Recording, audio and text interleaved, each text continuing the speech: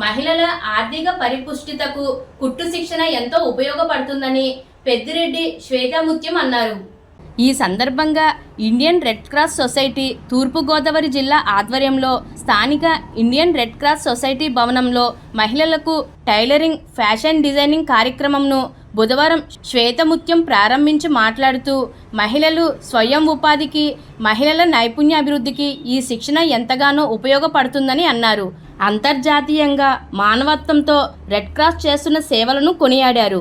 ఈ కార్యక్రమంలో vice chairman doctor K V Ramana, కోశాధికారి డాక్టర్ జి మహాలక్ష్మి, ఎయిమ్స్ సభ్యులు Balla Srinivasarao, doctor J Suresh, Bonu Ramakrishna, doctor Noorbeg, ARGH AIMS విశ్రాంత principal doctor M Sivamani, fashion designing trainer M Arunasri, DFO Gopikrishna, Padma, Bhavanakrishna తదితరులు పాల్గొన్నారు.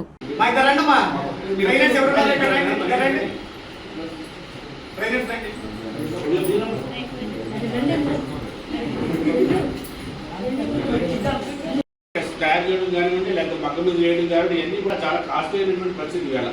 దానికే ప్రజలందరూ మొగ్గు చూపుతున్నారు. ఇటువంటి పనుల్లో మన ఇంటికాడ చేయడానికి ఉపయోగపడుతుంది. మనం ఆర్థికంగా రోజు ఒక జాకెట్, ఒక 2 జాకెట్ కుట్టుకున్నప్పుడు కూడా 400, 300